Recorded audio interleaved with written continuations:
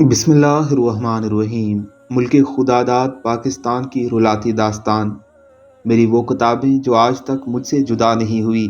Class نحم سے لے کر ماسٹر تک سارا نصاب ابھی تک موجود ہے، لیکن زندگی نے جو سبق دیا وہ ان میں سے کسی کتاب میں نہیں۔ جو ان کتابوں میں پڑھا ایسا کچھ بھی میری زندگی میں نہیں۔ نہ قائد اعظم کے 14 نکات، نہ اکبر بادشاہ، نہ الجبرا، نہ مسٹر چپس، نہ سطح مرتفع پٹھار، نہ ہی وہ پاکستان جو گندم کی پیداوار میں 7واں خود کفیل ملک ہے۔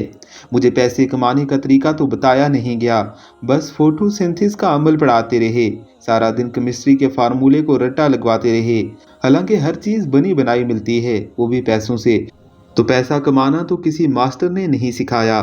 بیالوجی کی کتنی شاخیں ہیں، اگر یاد نہ ہوا تو فیل، لیکن میرے سے کتنے لوگوں کی امیدیں وابستہ ہیں، یہ کہیں نہیں لکھا۔ تمام ہیلپنگ ورب یاد ہیں، لیکن ہیلپنگ ورک کوئی بھی یاد نہیں۔ مجھے مائی فادر مضمون آج بھی یاد ہے، لیکن فادر خوش کیسے رہتے ہیں یہ نہیں پتا۔ میں نے پڑھا ہے کہ پاکستان میں نمک کے اپنے بڑے بڑے پہاڑ ہیں، لیکن مجھے اپنے اس پہاڑ کا ایک چھوٹا سا پتھر 100 روپے میں ملتا ہے۔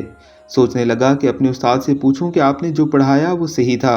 جب استاد کا دروازہ کھٹکھٹایا تو آواز آئی کہ وہ مردم شماری کے لیے گئے ہیں۔ دوسرے استاد کا پتہ کیا تو معلوم ہوا کہ وہ سکول کے بعد ڈینگی مہم کی میٹنگ میں ہیں۔ تیسرے استاد کی طرف کیا تو وہ پولیو، یعنی میرے استادوں کو اصل مقصد سے ہٹا کر دوسرے کاموں میں لگا دیا۔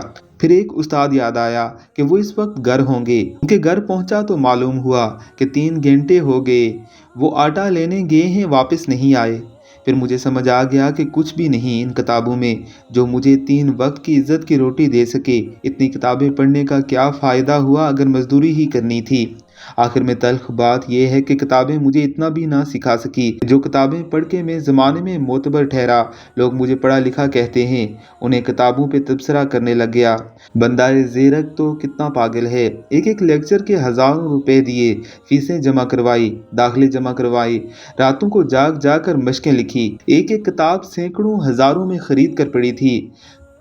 آج ردی میں اس کا صرف 900 روپے ریٹ لگا۔ بہت دکھ ہوا مجھے کہ اتنا مہنگا علم اتنے سستے میں کیسے بیچ سکتا ہوں، لیکن کیا کرتا، روٹی کمانا تو سکھایا ہی نہیں گیا۔ پھر یوں ہوا کہ وہ ساری کتابیں 900 میں بیچ کر اپنے پاس سے 250 روپے ڈال کر 10 کلو آٹے کا تھیلا لے کر گھر آ گیا، ہزاروں ڈگریاں لے کر، علم پر دسترس پا کر، چھلکتے لفظ آنکھوں سے، نہ پڑھ پاؤ تو جاہل ہو۔